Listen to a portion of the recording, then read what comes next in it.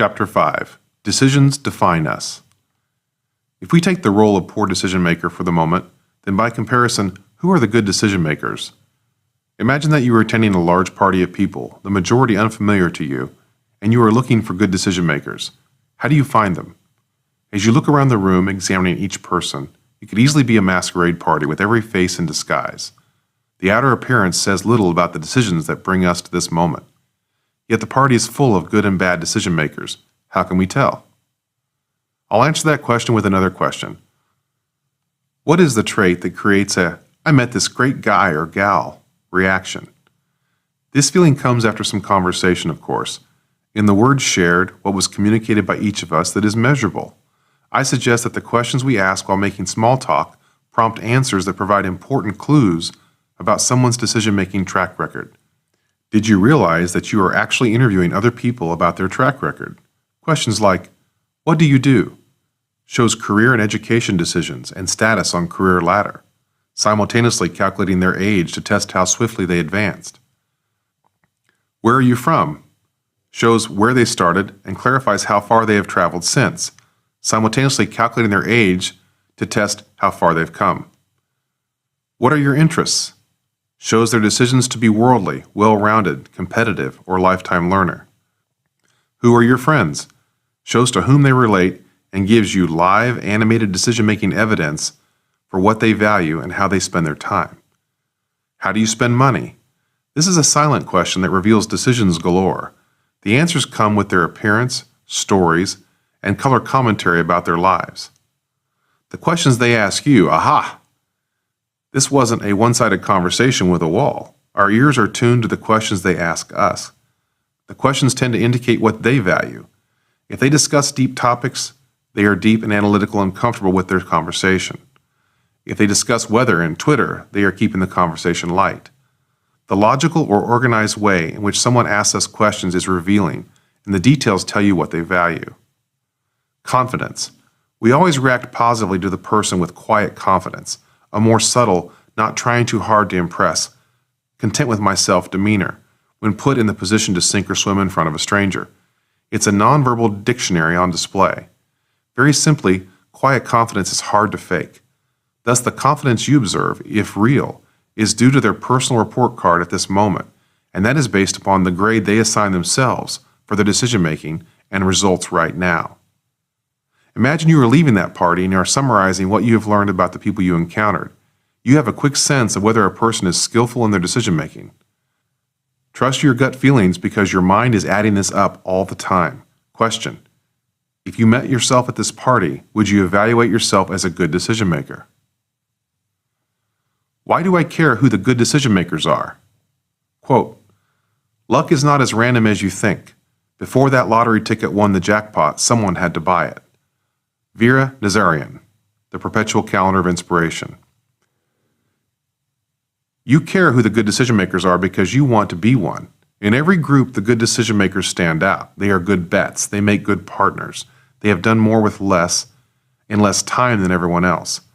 They have better feel-good motivational stories. They attract a crowd by their progress, not their public relations. Uniquely me. Our lives are not comparable to anyone else's life because we started from different places and have had different experiences every day since. We have different personalities, values, resources, and desires. Thus, I cannot walk down the shopping aisle of the virtual grocery store and purchase happiness or fulfillment or thrilling or challenged or educated or rich from the available products. There is not a prepackaged plan we can adopt that will get us where we want to be. We only have the ingredients for our own lives in which we can learn to cook for ourselves. This approach doesn't require luck, and the odds are excellent in your favor because you know yourself and you have more control than you may think. I've got this. 4 self-coaching points. 1. We are living and directing our own life, and that cannot be accurately compared to someone else. They were born different than us, began with different circumstances, and it is unfair to our psyche to constantly be comparing ourselves to others. 2. Progress today is measured by where we were yesterday, not measured by comparing ourselves to someone else or society's expectations. 3. We are continually getting better at managing ourselves and our future. If we are observant and avoid being prideful, we will improve. 4. You can only trust your own instincts on what works for you. All other opinions must be discounted because they do not have your perspective or risks. If you will embrace the above 4 precepts for coaching your life, you will see the power of the following exercise. Let's do this. An illustration, cooking up success with decisions. Imagine you are the chef and you are in charge of your only creation, soup. You make the decisions. The ingredients you have available to put into the soup come from these categories: what God gave you, what your parents gave you, what you've learned as of today, what you've collected on your own, what you've created on your own, and the opportunities that are in front of you. How would you know how great soup tastes? How will you know when you've reached success? Ask yourself, what should a successful soup taste like?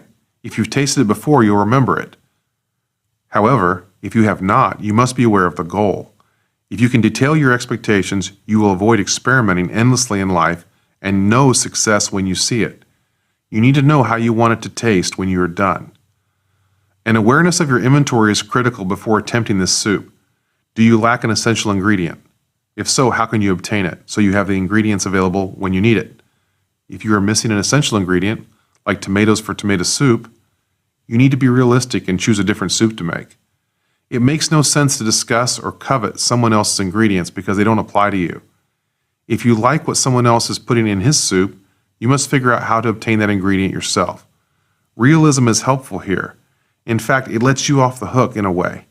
Realities such as, I don't have Brad Pitt's looks, so I need to use the face I have. I don't have the money for an Ivy League education, so I need to get the best education I can afford. I didn't invent Facebook, but I need to invent something. I have a natural talent for selling, so I need to put it to use. I want to be an entrepreneur, but I don't know how. I better find out how. Don't spoil the soup. Once you add an ingredient, you cannot take it out. A poor decision can spoil the soup, and fixing this batch is not always possible. If spoiled, the big reset may be required, which we want to avoid because it is costly and takes extra time. So what are the traditional cooking decisions that tend to ruin soup making? Keep your life in mind as you read this. Too much of any ingredient that unbalances the taste, like salt. Failure to have the ingredients we need when we need them. Boiling the soup, and the chef with it. Other cooks whom we've trusted that we shouldn't have trusted. Making the wrong soup. Know when it's time to start over with new soup. No amount of spice can overcome bad soup. At some point, regardless of your investment, the soup must be tossed and we start over. This applies to careers, relationships, and homemade cookies. When you detect that it cannot be saved, make the right call and start over. How do we know we are great chefs with this soup? Answer 1, you're a great chef if you did the best with the ingredients you had. Answer 2, you're a great chef if you're satisfied with and willing to eat your own cooking. The decision streak. Definition of a winning streak is a series of consecutive successes, a run of good luck. In sports, a winning streak refers to a consecutive number of games won. A winning streak can be held by a team, as in baseball, football, basketball, or hockey, or by an individual. The concept of a winning streak in terms of decision-making is a decision streak. For decisions, it's about putting together a series of good decisions, one after another, like a hitting streak for a baseball player. With every decision in the streak, the next one becomes more important because the momentum for you builds and you notice the dividends of a streak. A professional baseball hitter's challenge.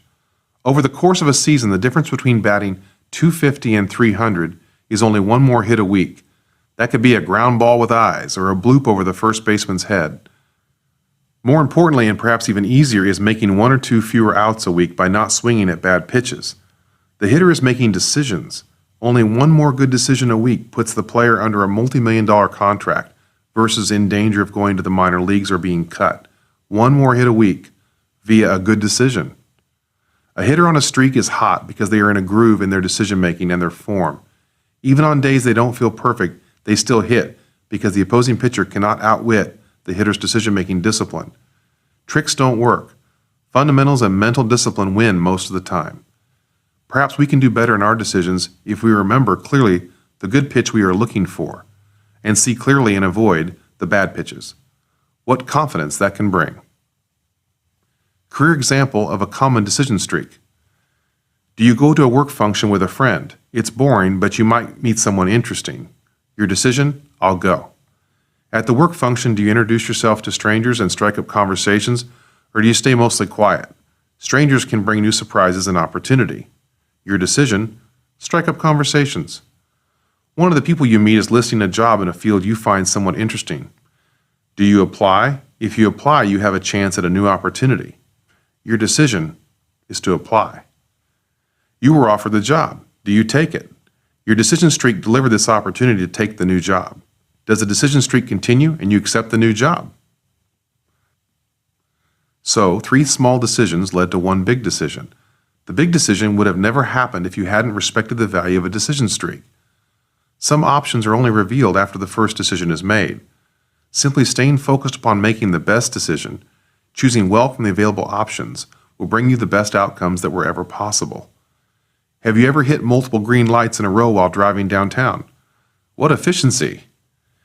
Decision streaks feel the same way and create winning momentum. Deciding to go to the gym every day can create winning momentum toward your fitness goal. Deciding to learn something new is the first step toward becoming someone new. Successful people tend to put together decision streaks, and they expect those streaks to continue because they have gotten used to the streak and they highly value the results it brings. Exponential effects of decisions. Quote, "It's so important to know where you are. I know where I am right now. How do you go from where you are to where you want to be? I think you have to have an enthusiasm for life. You have to have a dream, a goal. You have to be willing to work for it." Jim Valvano. 2 former high school classmates see each other for the first time in 20 years at a class reunion. They were raised in the same town with similar parents, same high school, same education, similar grades, and similar goals. After 20 years, one classmate talked excitedly about her life and prospects for the future, while the second classmate listened distantly and could only wish she could be speaking on such terms. Why would that be? Most likely the only reason they differ today is due to a decision streak for one of them and not the other. In 20 years, the quantity and quality of decision-making and resulting experiences made a dramatic impact upon their lives. The stories come from everywhere. Some people get lucky, and others have to work harder. In fact, hard work includes careful thought. In the end, it is undeniable that a series of great decisions is the big difference maker between those who consider themselves successful and those who do not. The effects upon happiness, satisfaction, income, health, and life flexibility are exponential when a decision is well made. So, regardless of where you started or where you are today, you can create a streak of winning decisions. Did you know that your first success decision is reading this book? Luck and deceit. I'm driving down the highway minding my own business. As I pass a semi-truck on the next lane, it starts moving over into my lane. Uh-oh. The driver doesn't see me. I'm not going to slow this giant machine down if it wants to move my car over, so I have a choice. Speed up or slow down. But deal with it right now. Like this truck, there are 2 things we encounter in life, and we cannot choose when they occur, and we must deal with them. Luck and deceit. When good luck shines upon us, it is wonderful, but it is also random. Our decisions after experiencing good luck are the key to using luck to power our momentum forward in life. Luck can be exponentially powerful. Unfortunately, humans are generally terrible with decisions after luck blesses them. Look at the track record of most lottery winners for proof that decisions post-luck are incredibly important. When we recognize luck, we need to save it, preserve it, like a fresh cut flower. It may last only a day. In this mindset, we put the benefits in the bank or use the luck as a ladder to climb higher. Put the luck to work. That is a decision. On the other hand, another thing we cannot control are people's intentions. People will lie to us. We cannot control their motives or their honesty. Like luck, once we have evidence of deceit, we have a decision to make. We must become less vulnerable to this person. We learn over time to detect deceit in deeds, words, and body language. Yet love and hope and greed can blind our senses where we miss the clues. On deceit, trust your instincts. There is nothing more accurate than human instincts when sniffing out deceit. Deceit happens, and we can make a decision to move forward correctly. Sometimes moving forward requires recovery, but that is still moving forward. Deceit is in the eyes of the deceiver. Why else have professional poker players resorted to wearing sunglasses at the poker table to hide their eyes? Little things like normal eye contact, looking away, squints, winks, and focus, changing when someone is in full BS mode. I meet face to face whenever I am discussing or negotiating the bigger points to any deal. If I cannot meet with the other party in the same room, we have a telephone call. I listen for voice inflection, stress, pauses, and emotions, anger, indifference, flippancy. I need every clue I can collect. However, I've noticed that email and texting removes our eyes and our ears from two important areas of instinctual programming, watching and listening to the other person. Email, social media posts, and text are carefully massaged communications, so don't rely upon them to judge someone. Get your eyes and ears tuned in to the people to whom you are vulnerable. When deceit happens, the next good decision is to move away from this newly discovered vulnerability before it does further damage in our lives. And if this is your second or third reminder and you didn't listen before, do yourself a favor and take action now.